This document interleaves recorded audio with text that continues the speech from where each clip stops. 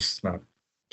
అయితే ఒకసారి రుచి గారు, మణి గారు మధ్యాహ్నం టీ అయిపోయిన తర్వాత వాళ్ళు అక్కడ అంటే టీ సమయానికి ఆ మధ్యాహ్నం టీ సమయానికి వాళ్ళక్కడ ఇక్కడికొస్తూ ఉండేవారు. ఆహ్, అహ్మద్‌నగర్ ట్రస్ట్ ఆఫీస్ నుంచి మెహరాజాద్ వస్తూ ఉండేవారు. అయితే ఒకానొక సందర్భంలో ఈరోజు గారు, మణి గారు ఇద్దరు ఆ మెహరాజాద్ గేట్ దగ్గరకొచ్చేసరికి వాళ్ళ కారు యొక్క హార్న్ కొట్టేవారట వాళ్ళు. హార్న్ కొట్టేవాళ్ళట. ఆ కారు యొక్క హార్న్ కొట్టిన తర్వాత వాళ్ళు లోపలున్న వాళ్ళు ఒక్కసారి వాళ్ళు బయటకొచ్చి ఇరుచ్ గారికి, మణి గారికి జై బాబా చెప్పి వాళ్ళు మళ్ళీ తమ పనుల్లో తాము నిమగ్నమయ్యేవారనమాట వాళ్ళందరూ కూడా. అదే విధంగా ఒకవేళ ఏమైనా అవసరం ఉంటే వాళ్ళిద్దరికీ ఏమైనా అవసరం ఉంటే మిగతా వాళ్ళు కాస్త సహాయం చేసేవారు. ఒకసారి ఏమైందంటే ఇరుచ్ గారు, మణి గారు వీళ్ళిద్దరూ కార్ హార్న్ కొట్టిన తర్వాత ఈవిడ కార్ హార్న్ విని దవానా బ్రౌన్ లోపల టీ తాగుతూ ఉండే ఆవిడ బయలుదేరొచ్చిందనమాట అక్కడి దాకా. వచ్చేసరికి ఆ టీ తాగుతూ ఆవిడ బయలుదేరి ఆవిడ బయట నుంచి లోపల దాకా లోపల నుంచి బయట దాకా వచ్చే లోపల ఏం జరిగిందంటే ఆవిడకి ఆలస్యమైంది కాస్త. ఈరోజు గారు ఏం అడిగారట వెంటనే ఈవిడ్ని కాస్త ఏడిపించే విధంగా అడిగారనమాట. "ఏమమ్మా పడుకున్నావా? నీకు కారు హారన్ వినిపించలేదా?" అని అడిగారట. అడిగితే ఆయన ఆవిడ "లేదు ఈరోజు నేను టీ తాగుతున్నాను. టీ గ్లాస్ కడుగుతున్నాను" అనంటే, "ఆ టీ గ్లాస్ అక్కడ వదిలేసి పారేసి రావాల్సింది" అని అన్నారనమాట. అంటూ ఏదో ఎత్తి పొడుస్తున్నట్టు ఈ రుచి గారు మాట్లాడారు. మాట్లాడిన తర్వాత ఆహ్, ఆ తర్వాత ఆయన చెప్తూ తన యొక్క నవజీవన కార్యక్రమంలో ఎందుకంటే 1949లో బాబా వాళ్ళు ఫస్ట్ బెల్గాం వెళ్లారు. ఆ బెల్గాంలో ఆ శిక్షణా కార్యక్రమంలో ఆయన జరిగిన సంఘటనలని హిరోషి గారు డవానా బ్రౌన్‌కి తెలియజేశారు. అంటే ఏ విధమైన విధేయత చూపించాలి బాబా దగ్గరికొచ్చినప్పుడు అనే విషయాన్ని ఆయన చెప్పారన్నమాట. సో, ఆ నవజీవన శిక్షణా కార్యక్రమంలో ప్రతి ఒక్కరికి కూడా అన్ని వివిధ రకాల డ్యూటీస్ ఇవ్వబడ్డాయట అందరికి కూడా. కొద్దిమంది సహచరులు వాళ్ళు గిన్నెలు కడుగుతున్నారట. కొద్దిమందికి ఆ జంతువులకి ఆహారం అందిస్తున్నారు. కొద్దిమంది పాలు కాస్తున్నారు. ఇంకొద్దిమంది ఆ కూరగాయలు తరుగుతున్నారు. ఒకరోజు బాబాయ్ ఏం చేశారంటే, వాళ్ళని మొత్తం అందరిని వెంటనే తక్షణమే రావాలి అని చెప్పేసి బాబా కబురు పెట్టారనమాట. ఆ నవజీవన కార్యక్రమంలో. కబురు పెట్టేసరికి కొద్ది క్షణాలు ఆలస్యమైంది రావడానికి. రావడానికి ఆలస్యమైన వెంటనే నా నా పిలుపు మీకు వినబడలేదా? అని బాబా అడిగారట వాళ్ళతో. ఎందుకు మీరు తక్షణమే రాలేదు? వెంటనే రాలేదు. నేను పిలిచిన వెంటనే ఎందుకు రాలేదు? నా పిలుపు మీకు వినబడలేదా? అని బాబా అడిగారట. అడిగేసరికి వాళ్ళందరూ కూడా బాబా మేము నేను ఒకతనన్నట్ట నేను పాలు కాస్తున్నానన్నట్ట. బాబా అంటే పాలు కాస్తే పాలను పక్కన పెట్టైనా రావాల్సింది. లేపోతే పాలను అలా వదిలేసైనా రావాల్సింది. నాకన్నా పాలెక్కువైపోయా నీకు అని అన్నారట బాబా. చూడండి నాకన్నా పాలెక్కువైపోయా నీకు. ఆ పాలు మహా అంటే ఏమవుతుంది పాలు పొంగి పొర్లు ఆహ్, వ వ మ పొంగిపోతాయి అంతే గదా! లేతే పాలు పక్కన దించి రావాల్సింది. అని చెప్పి బాబా అప్పుడు వాళ్ళన్నారట. నా ఆజ్ఞ అంటే ఏమిటో తెలుసా?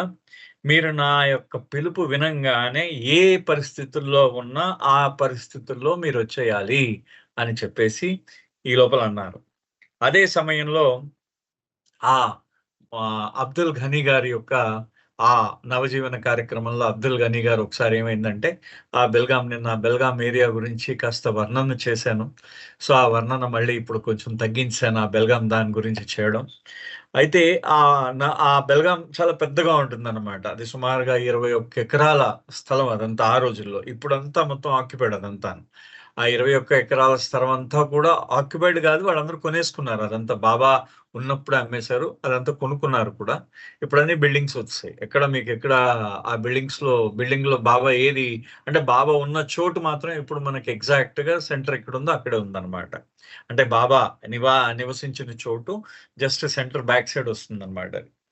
సో, ఆ విధంగా బాబా వాళ్ళు అక్కడ ఉన్నారు. అక్కడ ఉన్నప్పుడు అక్కడంతా అడవి పొదల్లా ఉండేవి. చెట్లు, చేమలు పొలాలు ఉండేవి. బహిర్భూమికి అందరూ కూడా బయటికెళ్ళేవారు. అంటే నంబర్ 2కి అందరూ బయటికే ఎళ్ళేవారన్నమాట. సో, ఒక్కసారి ఆయన పిలిచిన వెంటనే ఎవరు మన బాబా బాబా పిలిచిన వెంటనే అందరూ రావాలని చెప్పేసరికి అబ్దుల్ గని గారు నంబర్ 2కి వెళ్తున్నారు ఆయన. మల మల విసర్జనకి వెళ్తున్నాడనమాట ఆయన. ఆయన వెళ్ళేసరికి ఆ పాపం సగంలో ఉంది ఆ డ్రాయర్ ఏసుకున్న డ్రాయర్ పట్టుకొని, ప్యాంట్ పట్టుకొని సగంలో జారిపోతున్న డ్రాయర్ గబగబా వచ్చేసాడు బాబా పిలుస్తున్నాడని. సో, అది ఆ సంఘటన చెప్తున్నారన్నమాట ఈ రుచి గారు. ఎవరికంటే డవానా బ్రౌన్‌కి చెప్తున్నారు. నాకింకా గుర్తు ఆ సంఘటన. ఆ రోజు పొద్దున్నే బాబా ఈ మ ఈ ఘని గారు మల విసర్జన కోసం వెళ్ళిన వెంటనే బాబా పిలిచారు. ఆయన ఉన్నపాళంగా ప్యాంట్ పట్టుకొని వచ్చేసాడాయన. అది అది నిజమైన ఆ విధంగా ఉండాలి బాబా పిలుపుకి ఈ విధంగా వచ్చేయాలని చెప్పి ఆయన అంటున్నారనమాట. బాబాతో జీవితం అంత పూలపాన్పు కాదు సుమా ఎప్పుడు కూడా. ఎప్పుడు కూడా బాబాతో జీవితం ఏ విధంగా ఉండేదంటే నువ్వక్కడ తర్కం ఉపయోగించడానికి లేదుట ఎప్పుడు కూడా. ఎందుకంటే తర్కము భ్రమాన్వితమైతుంది. తర్కమే భ్రమ పట్టిపోయిందిట. తర్కానికి భ్రమ పట్టింది. తర్కానికే మాయ పట్టిందనమాట.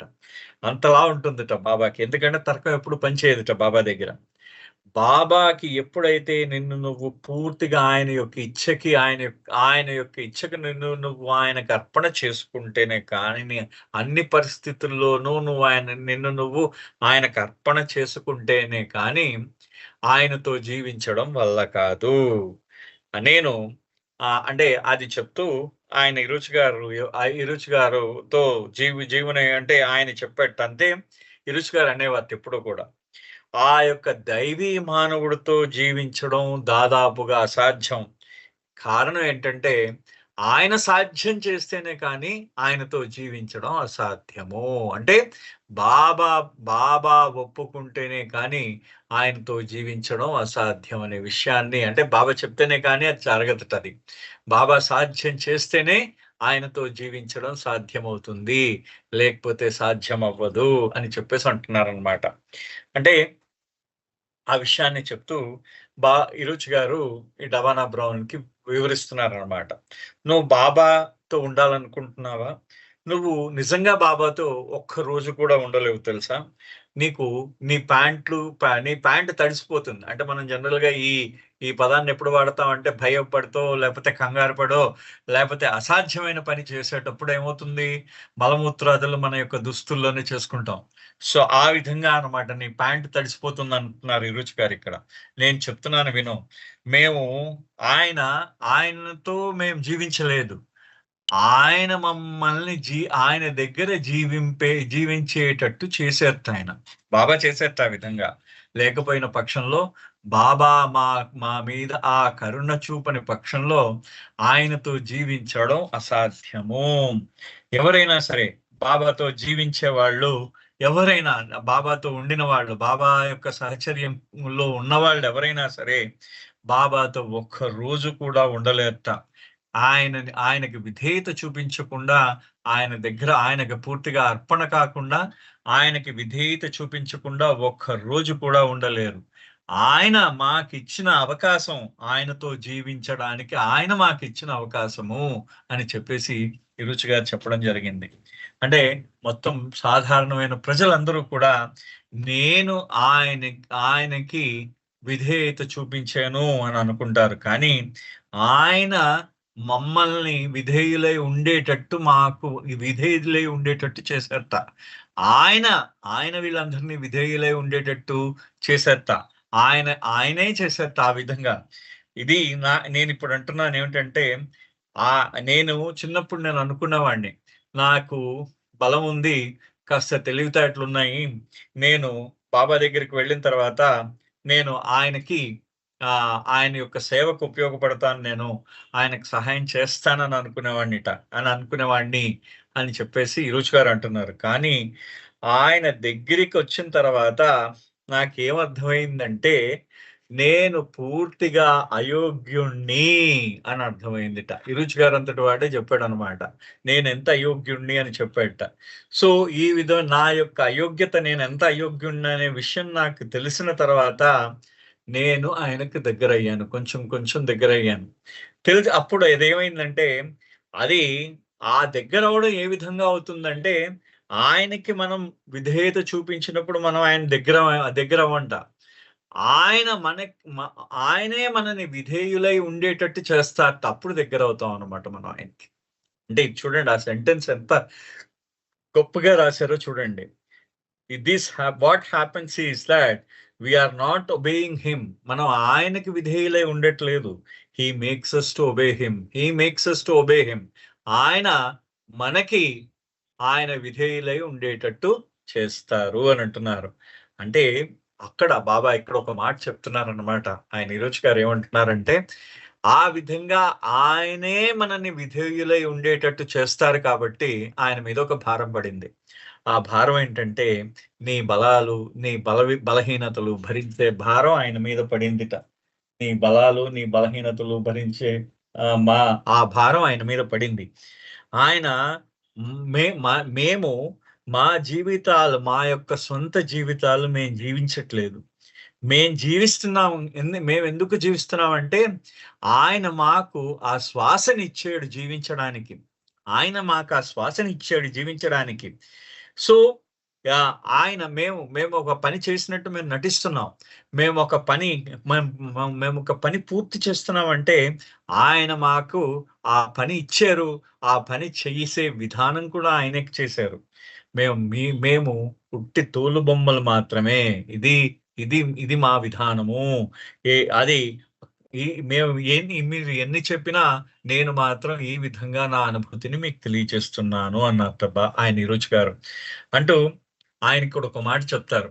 మనం అందరం కూడా సాధారణంగా ఆధ్యాత్మిక జీవనం అంటే చాలా గొప్పది అని అనుకుంటాం. కానీ వాస్తవానికి అనుభవపూర్వకంగా ఎవడైతే ఆధ్యాత్మిక జీవనం అనుభవిస్తున్నాడో అది మనం వినిన దానికన్నా చాలా వేరుతది పూర్తిగా. మనం అనుకున్న దానికన్నా వేరైంది. మనందరం ఇప్పుడు నేను ఒక మాట కూడా అన్నాను. మనందరికీ ఇప్పుడు నోట్లో 4 వేళ్ళు ఎళ్తున్నాయి. కాబట్టి మనం ఆధ్యాత్మిక జీవనం గురించి, మెహర్ బాబా యొక్క మాటల గురించి బ్రహ్మాండంగా మాట్లాడుతూ ఉంటాం. కానీ ఆ 4 వేళ్ళు వెళ్ళని రోజున మనకి అప్పుడు మెహర్ బాబా యందు మనకున్న కరెక్ట్ అయిన ఆయన యందున్న విధేయత కానీ, ఆయన యందున్న ప్రేమ అప్పుడు అర్థమవుతుంది మనకి. ఈడేం బాబా అయినా కనీసం రోజుకొక ముద్ద ఇవ్వట్లేదు నాకు అనే విధానంలో కూడా వచ్చేస్తాం. అంటే ఇది అంటున్నారు ఆయన. అంటే బాబా ఎప్పుడూ కూడా తన మండలి సభ్యుల నుంచి ఎప్పుడూ కూడా విధేయత ఆయన ఎక్స్‌పెక్ట్ చేశారు. ఎప్పుడూ ఆయన విధేయత కావాలనేవారట. అదే విధంగా ఆయన ఆయన చెప్తున్నారట. ఎవరు మన ఈరోజు గారు చెప్తున్నారు ఏమిటంటే, ప్రతి సంఘటన కూడా మండలి వారితో మెహర్ బాబా యొక్క ప్రతి సంఘటన కూడా ఆయన యొక్క విధేయతను అవగాహన చేసుకోవడాని దాని మీద ముఖ్యంగా కేంద్రీకృతమై ఉండేది అని చెప్పేసి ఆయన అంటున్నారనమాట. ఈరోజు గారు అన్నారు, ఈ మాట అన్నారు ఆయన. అంటే చూడండి, అంటే మనం ఏదైతే ఆధ్యాత్మిక జీవనం గురించి చెప్తున్నామో అది పూర్తిగా వేరుగా ఉంటుంది. బాబా ఎప్పుడూ కూడా విధేయత ఏ విధంగా కోరుకున్నారు అనే విషయం గురించి ఆయన చెప్తున్నారు. చెప్తూ ఒక మాట అంటున్నారు, నేను 22 సంవత్సరాల యువకుణ్ణి బాబా దగ్గరికి వచ్చినప్పుడు ఆయన అయితే చాలా నిశితంగా పరిశీలించేవాడిని. ప్రతి ఒక్క విషయం కూడా నిశితంగా పరిశీలించేవాడిని. అయితే నేను ఏదైతే పరిశీలిస్తున్నానో వాళ్ళు బాబా చెప్పే విషయాలకి నేను పరిశీలించే దానికి ఏమీ పొంతనుండేదే కాదు. బాబా ఎప్పుడు ఏమనేవారు? సాధారణంగా నిజాయితీతో ఉండు, వినయంతో ఉండు అని చెప్పేసి అనుకునేవారు. వీళ్ళు పూర్తిగా దానికి విరుద్ధం. వీళ్ళు ఎవరు కూడా పూర్తి విరుద్ధం అరుస్తూ ఉండేవారు. విధేయులే ఉండేవారు కాదు. ఒక్కొక్కళ్ళు కోపాలు ప్రదర్శించేవారు. బాబా మీద కూడా కోపాలు ప్రదర్శించారు చాలా మంది. బాబాతో అరవడం జరిగింది. ప్రతి ఒక్కరు కూడా ఈ విధంగా జరిగింది. అదే విధంగా ఈరోజు గారు చెప్తున్నారనమాట. కొన్నిసార్లు అయితే నేను చూశాను, వ్యక్తులు బాబాతోనే అబద్ధం చెప్పడం నేను చూశాను. మండలి సభ్యులు కూడా బాబాతో అబద్ధం చెప్పడం చూశానన్నమాట. అయితే నేను ఏ విధంగా అయితే పెంచబడ్డానో దానికి పూర్తి విరుద్ధంగా వీళ్ళందరూ ప్రవర్తిస్తున్నారు. అంటే నేను ముక్కుకు సూటిగా వెళ్ళిపోయే తత్వంతో నేనెప్పుడూ ప్రవర్తించేవాడిని. కానీ ఇది పూర్తిగా దానికి విరుద్ధంగా ప్రవర్తిస్తున్నారు. ఈ మండలి వారు ఈ విధంగా ప్రవర్తించవచ్చా అనే ఆలోచన కూడా కలుగుతూ ఉండేదట ఆయనకెప్పుడూ కూడా.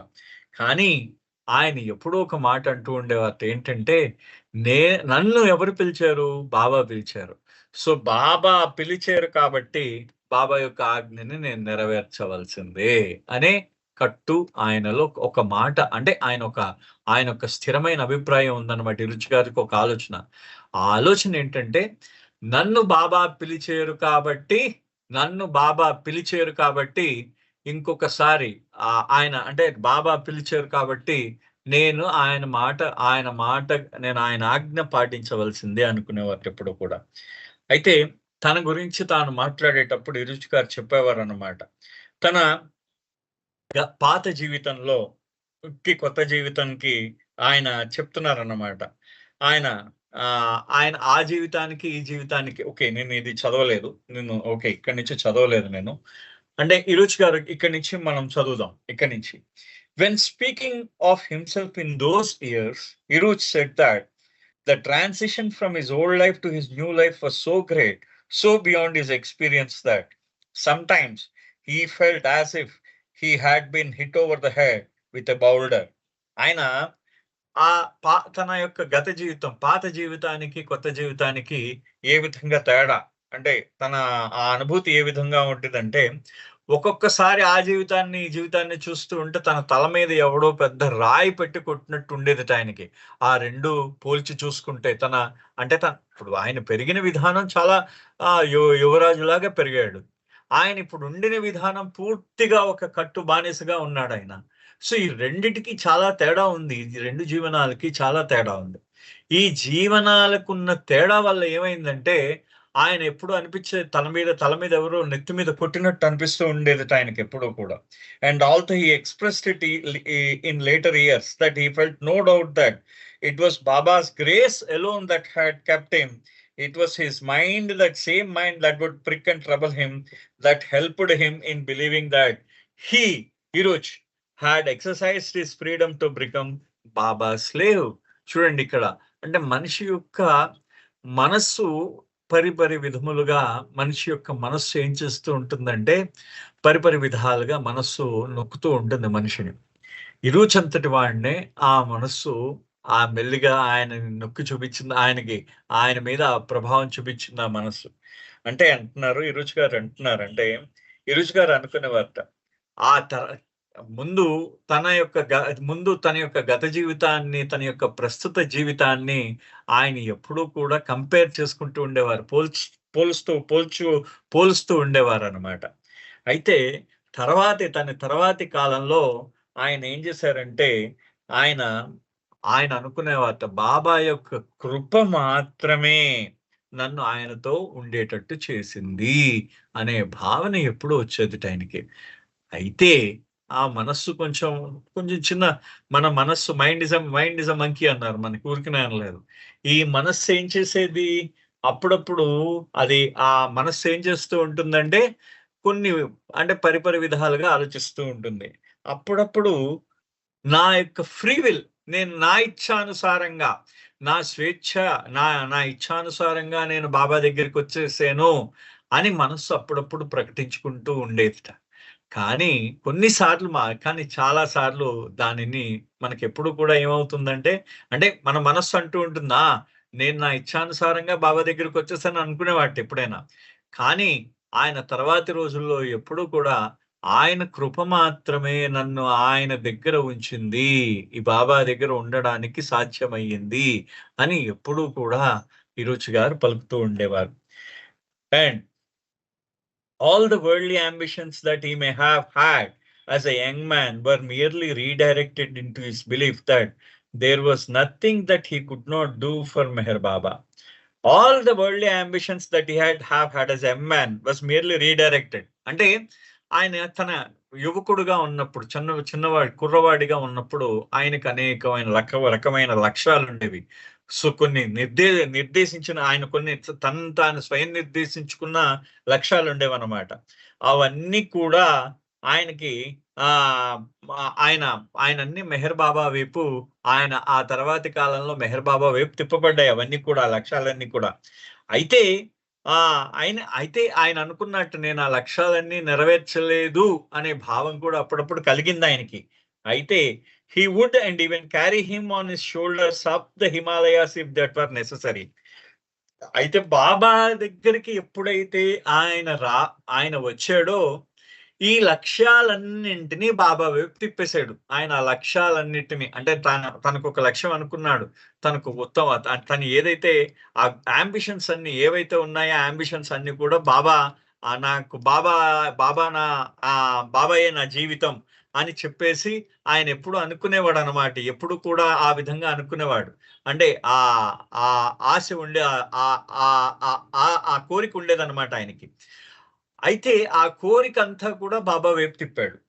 తిప్పిన తర్వాత ఆయనేమంటున్నారంటే, నన్ను బాబా అడిగుంటే, అంటే బాబా నన్నడిగుంటే, బాబాని నేను భుజం మీద హిమాలయాల దాకా మోసుకొని వెళ్ళిపోయేవాడిని అని ఈవిడతో అన్నారు. అంటే ఆవిడంటున్నదనమాట ఇరుచి గారు, ఒకవేళ బాబా అడిగుంటే బాబాని హిమాలయాల దాకా బాబా తీసుకువెళ్ళు నన్ను హిమాలయాల దాకా నీ భుజం మీద కూర్చోబెట్టుకుని అంటే, ఆంజనేయుడు ఏ విధంగా అయితే శ్రీరాముడిని ఆయన తన భుజాలపై మోసి తానే ఆయనకు రథమయ్యాడో, ఇరుచి గారు కూడా అదే విధంగా ఆయన బాబా రథంగా ఆయన మారిపోవడానికి సిద్ధమే అని చెప్పేసి ఆవిడ అంటున్నది. ఆ విధంగా ఆయన సిద్ధం. ఆయన దానికి సిన్స్ ఇరుచి had not come to Baba for any spiritual gain, that question did not exist for him.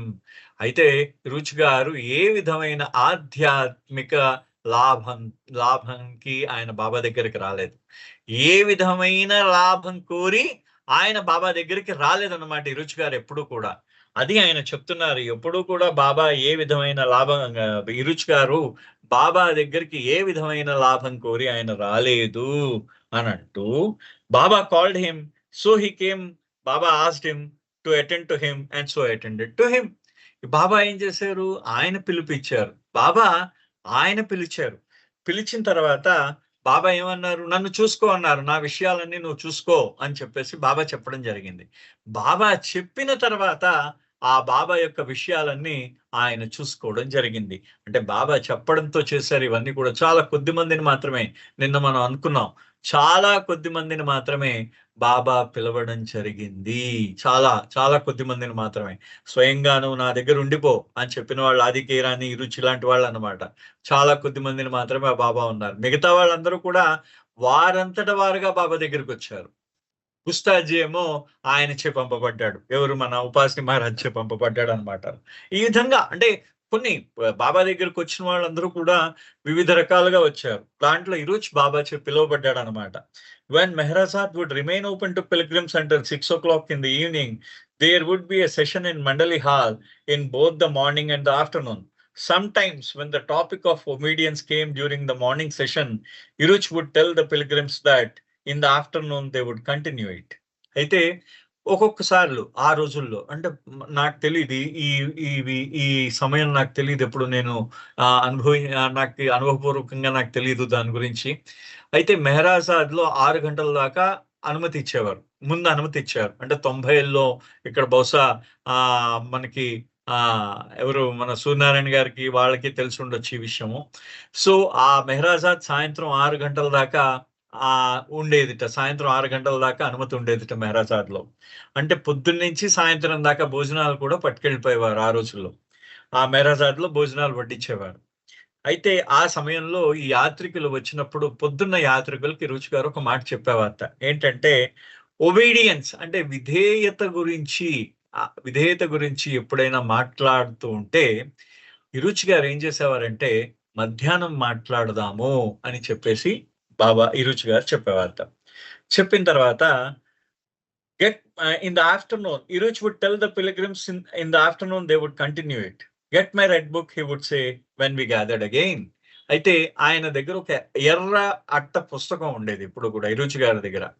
ఆయన ఈ డవానా బ్రౌన్ కి చెప్పేవారట ఆయన, నువ్వు ఆ ఎర్ర పుస్తకాన్ని తీసుకురా అని చెప్పేసి ఆ మధ్యాహ్నం నాడు మళ్ళీ వీళ్ళందరూ సమావేశం అయినప్పుడు చెప్పేవారు.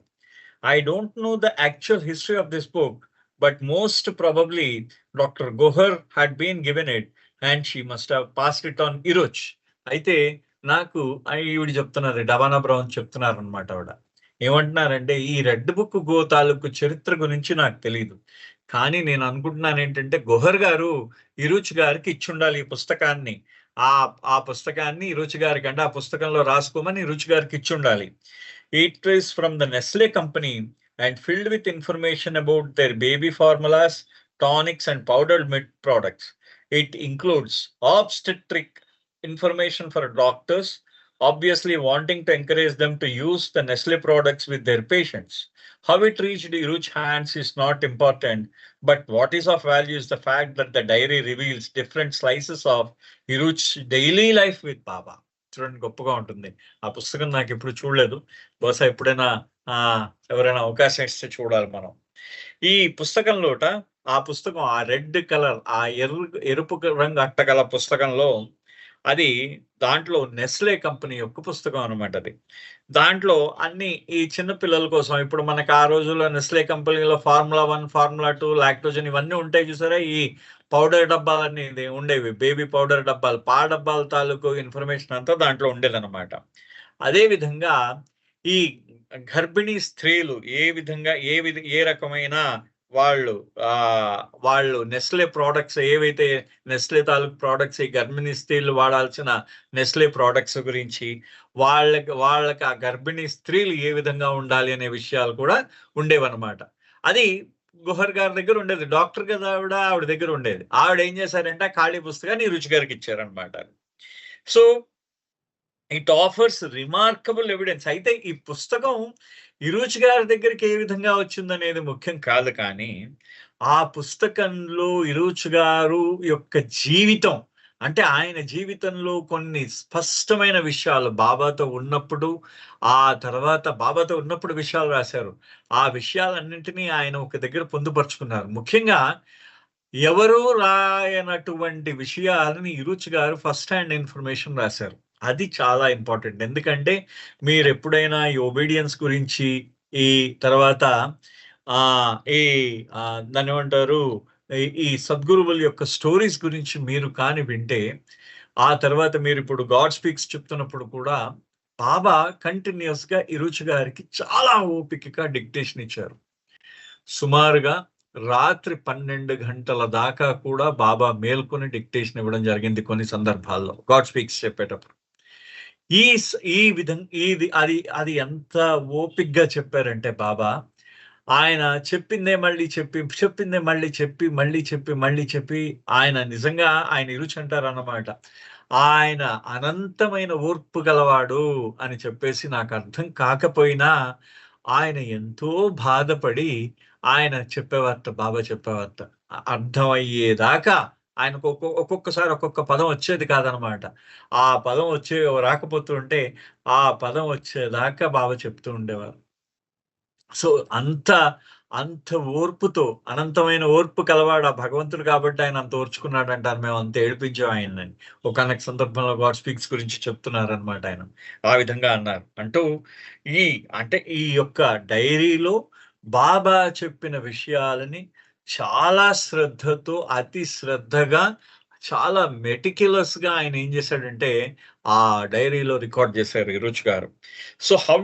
So it offers remarkable evidence of the meticulousness with which Iruch recorded what life with Baba was like for him, reflecting the necessity to constantly aware of any and every detail in case Baba should need it.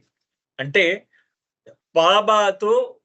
బాబాతో జీవించేటప్పుడు ఎంత శ్రద్ధగా ఉండాలి, ఎంత జాగ్రత్తతో ఉండాలి అనే విషయాన్ని ఇరుచి గారి యొక్క ఈ డైరీని పరిశీలించినప్పుడు మనకి తెలుస్తుంది. అంత శ్రద్ధగా, అంటే అంత నిశితంగా పరిశీలించాలి. ప్రతి ఒక్కటి బాబా చెప్పిన విషయాన్ని ప్రతి ఒక్కటి కూడా నిశితంగా పరిశీలిస్తూ పరిశీలిస్తూ బాబాకి ఏం కావాలో వాటినన్నింటినీ ముందుగా సిద్ధం చేసుకుంటూ ఉండాలి. So it is a reminder, the date of particular reply, order given to various Baba lovers and individuals who came into his contact.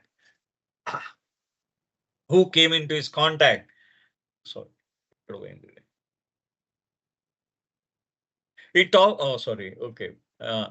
It is Baba should need it. A reminder, the date of a particular reply, orders given to various Baba lovers and individuals who came into his contact, and specific orders given to Iruch by Baba. ఆ dairy ఏంటంటే ఉండేది దాంట్లో అన్ని ఎవరికి ఏంటంటే reminders ఉండేవన్నమాట. వీళ్ళకి ఇవాళ రాయాలి అనే రిమైండర్ ఉండేది.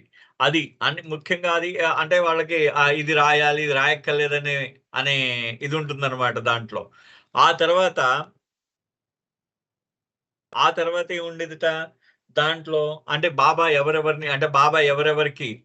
ఎవరెవరికి ఉత్తరాలు రాస్తే వాళ్ళకి రిప్లైస్, బాబా ప్రేమికులకి దానికి జవాబులు రాయాలి. అయితే ఎవరెవరైతే బాబా దగ్గరికి వస్తున్నారో వాళ్ళందరి రికార్డు కూడా దాంట్లో ఉండేది. అంటే పలానా వ్యక్తి ఇప్పుడు ఎవరో పలానా వ్యక్తి సుబ్రహ్మణ్యం వెళ్ళాడు, వెళ్తే సుబ్రహ్మణ్యం ఇవాళ పలానా డేట్ నాడు వచ్చారు, వస్తే సుబ్రహ్మణ్యానికి బాబా ఏం మాట్లాడారనే విషయం కూడా ఆయన రాసి ఉంచేవాడు. అంత ఖచ్చితంగా, అంత జాగ్రత్తగా, ఖచ్చితత్వంతో రాసి ఉంచేవారు అనమాట ఆయన. The diary entries in Niruch handwriting gives full discourses dictated by Baba during Savas occasions as well as remarks and practical details. అయితే ఈ డైరీ ఏం చెప్తున్నారంటే దీంట్లో అది కూడా ఇరుచు గారి చేతి రాతలో ఉన్న ఈ డైరీ ఏం చెప్తుందంటే బాబా యొక్క ఫుల్ డిస్కోర్సెస్, ఆయన యొక్క మొత్తం ఏదైతే ప్రసంగించారో, ఎక్కడెక్కడైతే ఆయన ఏవేవైతే విషయాలు చెప్పారో, ఆధ్యాత్మిక విషయాలు ఏ విషయాలైతే బాబా చెప్పారో, లేకపోతే బాబా ఏ విషయాలైతే డిక్టేట్ చేశారో, ఆ సహవాస కార్యక్రమాల్లో బాబా ఏదైతే మాట్లాడారో వాటన్నింటి గురించి కూడా చాలా నిక్కచ్చిగా ఆయన పూర్తిగా సంపూర్ణంగా ఉండేదన్నమాట. దాంట్లో దానికి వివరణ ఉండేది. అది కాకుండా ప్రాక్టికల్ డీటెయిల్స్ అంటే ఆచరణాత్మకంగా బాబా చెప్పిన విషయాలని ఏ విధంగా చేయాలనే విషయాలు కూడా ఇరుచు గారు రాసి ఉంచుకోవడం జరిగిందనమాట. దీని గురించి ఆయన చెప్తున్నారు ఏంటంటే, I handed it to him and then he flipped through the flimsy pages until he came to the appropriate section. Read this. అంటే ఆవిడ ఏం చేసింది, వేర్ ఇస్ మై డైరీ అని అడిగారు. రెడ్ డైరీ తీసుకొచ్చావా అని అడిగారు ఇరుచు గారు. ఆవిడ తీసుకొచ్చిందంటే అది ఇరుచు గారికి ఇచ్చింది. ఆవిడ ఇచ్చేసరికి ఆయన మొత్తం ఒక్కొక్క పేజీ ఒకదాని తర్వాత ఒకటి వెళ్ళడం జరిగింది. ఆయన ఏమన్నారంటే, ఒక దగ్గరికి వచ్చిన తర్వాత ఇదిగో ఇది మనం ఇప్పుడు కావాల్సింది ఒబీడియన్స్ కదా ఆయన చదివేది, ఆ ఒబీడియన్స్ దగ్గర ఆయన ఆగారు అనమాట. దాని గురించి ఇది అన్నారు. రీడ్ దిస్, ఇగో చదువు ఇక్కడ. This is how Baba explained us to the meaning and kinds of obedience. ఇగో ఈ విధంగా బాబా మాకు దాని యొక్క అర్థం చెప్పారు, meaning and kinds of obedience అనే విషయం చెప్పారని చెప్తున్నారు అనమాట. నేను దాని చిన్న కాపీ చేశాను, ఒక్కసారి స్క్రీన్ మీద చూద్దాం దాన్ని. Okay, I think it's visible screen మీద. Yeah, until he read this, ఇది అది ఉందన్నమాట. ఇగో ఇది అంటే ఒబీడియన్స్ అంటే విధేయత యొక్క రకాలు. ఆ విధేయత యొక్క రకాలలో ఆయన టైప్స్ ఆఫ్ ఒబీడియన్స్, ఆ విధేయత యొక్క రకాలు ఏ విధంగా ఉన్నాయంటే అని విధేయత గురించి బాబా ఏం చెప్తారనే విషయాన్ని ఇది ఇరుచు గారు చెప్పారు. దీన్ని ఒకానొక సందర్భంలో ఇది మన పేరు మర్చిపోయానండి, మన దివ్యవాణి ఆయన స్వామి ఉన్నారు కదా, దివ్యవాణి ఎడిటర్ ఆయన స్వామి, ఆయనకి ఇరుచు గారు స్వయంగా సత్యప్రకాష్ ఉదాసీన్, సారీ ఆయన పేరు సడన్ గా గుర్తు రాలేదు. ఆయన స్వామి సత్యప్రకాష్ ఉదాసీన్ గారికి ఇరుచు గారు ఇది ఇచ్చారు. ఇది ఒక దివ్యవాణి దీంట్లో ఇది ఉందన్నమాట. దీంట్లో ఆ సత్యప్రకాష్ ఉదాసీన్ గారు దీన్ని తీసుకెళ్లి శంకర శ్రీరామారావు గారికి ఇచ్చారు. ఆయన తెలుగులో దీని గురించి పుస్తకం కూడా రాయడం జరిగింది. బహు సన్నని పుస్తకం, నాకు చాలా యాక్సిడెంటల్ గా నాకు అది దొరికింది. అది చాలా అద్భుతమైన పుస్తకం అనమాట. దీని గురించి ఒక 30 pages బుక్ అనమాట ఇది. సో ఇది అట్లాంటి ఇది చాలా ఆ రోజుల్లో ఇరుచు గారు బాబా ఇలా చెప్పారని చెప్పారనమాట. ఇది ఇప్పుడు మనకు స్క్రీన్ మీద కనిపిస్తున్న టైప్స్ ఆఫ్ ఒబీడియన్స్. టైప్స్ అంటే రకాలు, ఒబీడియన్స్ అంటే విధేయతలో రకాలు. ఆయన చెప్తున్నారు, ఈ విధంగా చెప్తున్నారు. ఒబీడియన్స్ ఆఫ్ ఎ సోల్జర్, ఒక సైనికుడి యొక్క విధేయత ఏ విధంగా ఉంటుంది అంటే ప్యాట్రియాటిక్ ఒబీడియన్స్. ప్యాట్రియాటిక్ అంటే దేశభక్తి అనమాట. అంటే దేశభక్తి అంటే దేశ క్షేమం, మాతృదేశాభిమానం అనే మాతృదేశం మీ యందు విధేయత అన్నమాట. ఆ మాతృదేశం యందు విధేయత ఆయన చూపించేది అదొక విధేయత. నెక్స్ట్ రెండో విధేయత ఏంటంటే, రెండో రకమైన విధేయత ఏంటంటే సేవకుడి యొక్క విధేయత. ఇది పెయిడ్ ఒబీడియన్స్. అంటే నువ్వు డబ్బులు ఇస్తే వాడు నీకు ఎక్కువ విధేయత చూపిస్తాడు. అంటే నీ సేవకుడు ఎలా చూపిస్తాడు ఆ విధేయత నీకు? నువ్వు ఎంత సొమ్ము వాడికి అందజేస్తున్నావో నీకంత విధేయత అందజేస్తాడు అన్నమాట. అంటే ఇది సేవకుడి యొక్క ఒబీడియన్. ఇది విధేయత. మాతృదేశం యందు విధేయత ఆ సైనికుడు చూపిస్తున్నాడు. సేవకుడు నువ్వు సొమ్ము ఇస్తే, నువ్వు అతని సేవకి నువ్వు ఖరీదు కడితే అతను నీకు విధేయత చూపిస్తున్నాడు. అదే విధంగా ఒబీడియన్స్ ఆఫ్ ఎ స్లేవ్, బానిస యొక్క విధేయత. ఇది కంపల్సరీ విధేయత అన్నమాట. ఇది చెప్పింది ఆయన. కంపల్సరీ అంటే కంపల్సరీ తప్పక అంటే అది నిర్బంధం అన్నమాట. అది ఖచ్చితంగా అది అనివార్యమైన విధేయత అన్నమాట. అది ఆ విధేయత అనివార్యం, తప్పదు. నువ్వు ఆ బానిస ఎప్పుడు కూడా తన యజమాని. ఇప్పుడు సేవకుడు ఉన్నాడు అనుకోండి, సేవకుడికి అతను అతను ఉద్యోగం ఇచ్చినవాడు అవుతాడు అనమాట. ఎంప్లాయర్ అవుతాడు. అతను ఉద్యోగం ఇచ్చిన వాడు ఎప్పుడు కూడా ఎంప్లాయర్ అవుతాడు. అంటే అతను ఉద్యోగం ఇచ్చేవాడు అనమాట. అంటే యజమానుడు అవుతాడు. కానీ బానిసకి ఏమవుతుందంటే అతనే అధిపతి, అతనికే సర్వం అతనే అనమాట. ఆ యజమానే సర్వం అనమాట. అతనే లార్డు, అతనే మొత్తం అంతా, అతని యజమానే సర్వం అతనికి, బానిసకి. సో ఇది ఆ విధేయత అనమాట. బానిస యొక్క విధేయత ఆయన అనివార్యమైన విధేయత అనమాట. ఒబీడియన్స్ ఆఫ్ ఎ లవర్, అది అంటే ప్రేమ కోసం, ప్రేమ యందు విధేయత. ఆ ప్రేమికుడి యొక్క విధేయత ఏ విధంగా ఉంటుందంటే విల్లింగ్ ఒబీడియన్స్. ఆ విధేయత స్వచ్ఛందమైన విధేయత అనమాట. అంటే స్వచ్ఛందంగా నీవు ఏ విధమైన నిర్బంధం లేదు. నువ్వు దేనికోసం ఆశించట్లేదు. ఇప్పుడు ఇక్కడ సోల్జర్ ఉన్నాడు. ఆ సోల్జర్ ఎవరు? ఇక్కడ ఆ సైనికుడు ఉన్నాడు. సైనికుడు నా దేశం కోసం నేను విధేయుణ్ణి ఉంటాను నా దేశానికి అని చెప్పేసి ఒక కారణం కోసం విధేయత ఆయన చూపిస్తున్నాడు. ఆ సేవకుడు దేనికోసం? నువ్వు నాకు జీతం ఇస్తున్నావు కాబట్టి నాయనా, నువ్వు నన్ను పెంచి పోషిస్తున్నావు కాబట్టి నేను నీకు విధేయత చూపిస్తున్నానని చెప్తున్నాడు. ఆ బానిస ఏం చేస్తున్నాడు? నువ్వు నన్ను కొనుక్కున్నావు కాబట్టి నేను ఖచ్చితంగా నీకు ఎప్పుడు ఎల్లవేళ ఎప్పుడు కూడా అనివార్యమైన విధేయత అనమాట. అది ఎప్పుడు కూడా ఆ విధేయత, అనివార్యమైన విధేయత బానిస చూపిస్తూ ఉంటాడు. కానీ ఏ రకమైన నిర్బంధము లేని విధేయత ఎవడదంటే ప్రేమికుడిది. ఆ ప్రేమికుడు స్వచ్ఛందమైన విధేయత చూపిస్తూ ఉంటాడు. ఎప్పుడు కూడా ఆ స్వచ్ఛందమైన విధేయత చూపిస్తూ ఉంటాడు. అది ఆ 4వ రకమైన విధేయత అనమాట. ఈ విధంగా 4 రకాలైన విధేయత గురించి ఆయన చెప్పారు. ఆయన రాశారనమాట. ఈ విధంగా మనకు రాశారు. ఫస్ట్ దాంట్లో స్టేజెస్ ఆఫ్ విల్లింగ్ ఒబీడియన్స్. అంటే విల్లింగ్ అంటే మళ్ళీ ఇక్కడ స్వచ్ఛందమైన విధేయతలో దానిలో కొన్ని స్థితులు ఉన్నాయి. అంటే ఈ స్థితులు ఎలా అంటే అంటే మనం కొద్దిసార్లు మన మనస్సును ఉపయోగిస్తూ ఉంటాం అన్నమాట. సో అది కంప్లీట్ గా ఆ మనస్సుని కానీ మన యొక్క తర్కాన్ని ఉపయోగిస్తూ ఉంటాం కొన్నిసార్లు.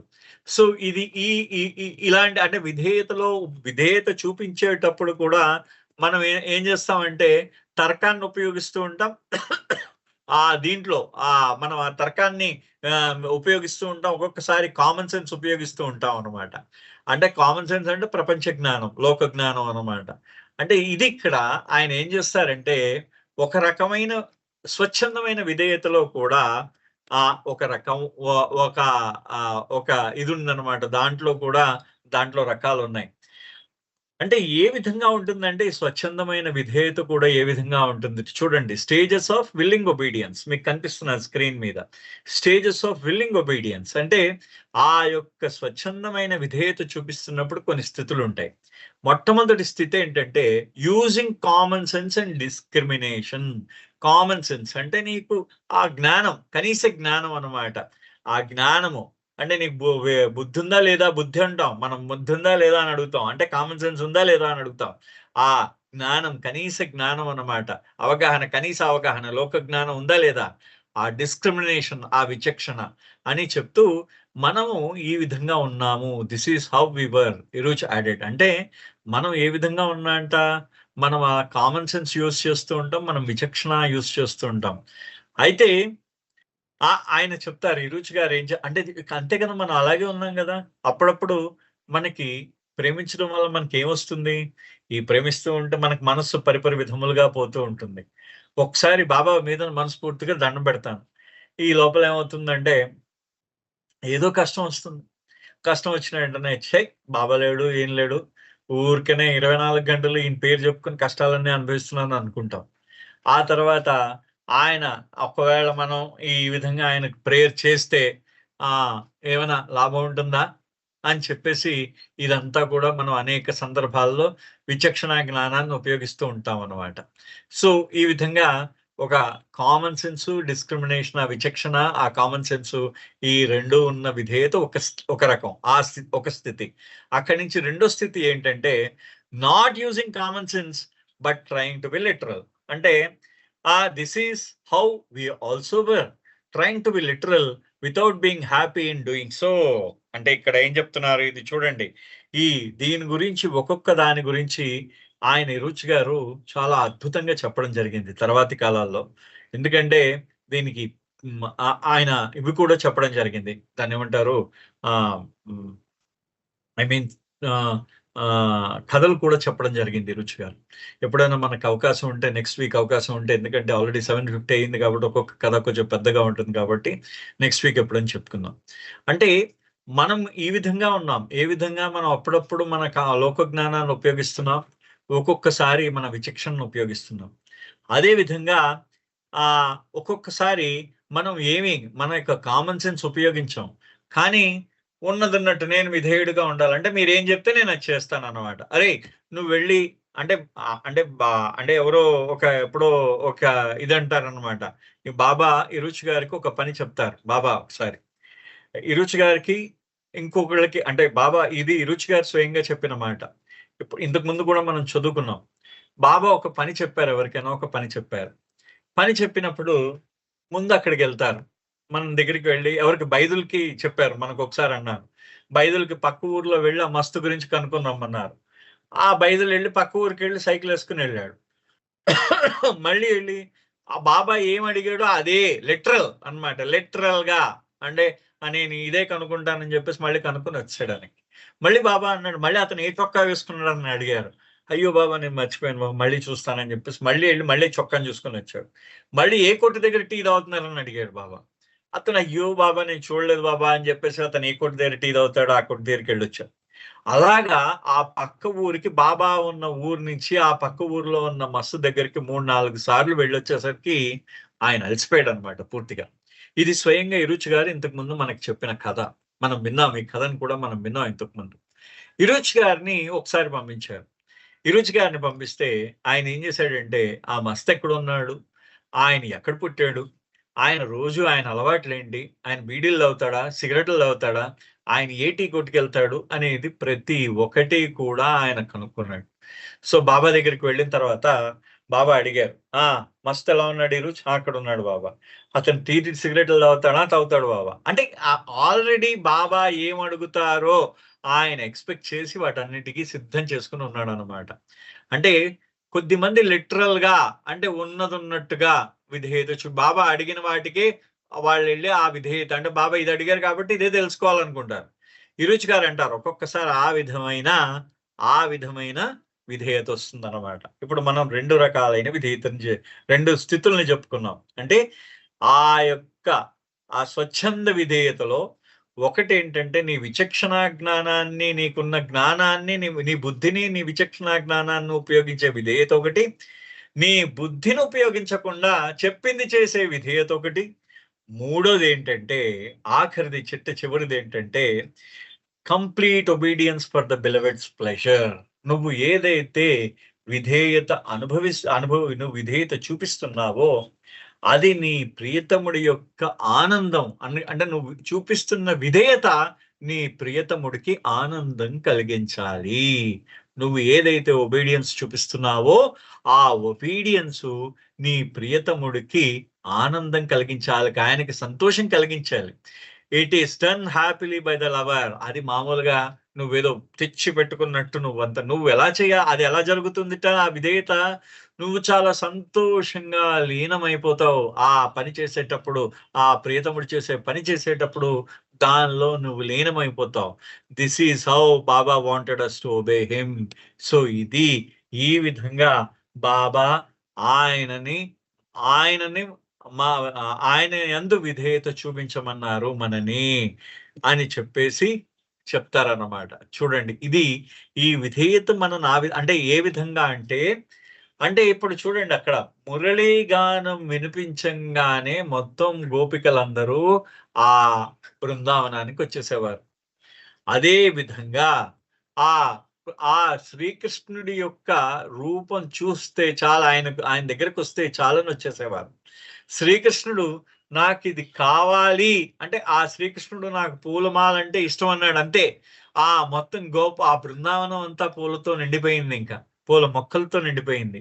సో ఇది అదేంటంటే ఆ ప్రియతముడికి ఏదైతే సంతోషం కలిగిస్తుందో ఆ సంతోషం కలిగించే విధంగా జీవించడమే అది నిజమైన విధేయత. అది అది ఆయనకి నచ్చే విధేయతట. Then there is another opinions. ఇది మళ్ళీ వచ్చేవారని చెప్పుకుందాం. అంతవరకు మళ్ళీ కలుద్దాం. అవతార్ మెహర్ బాబా.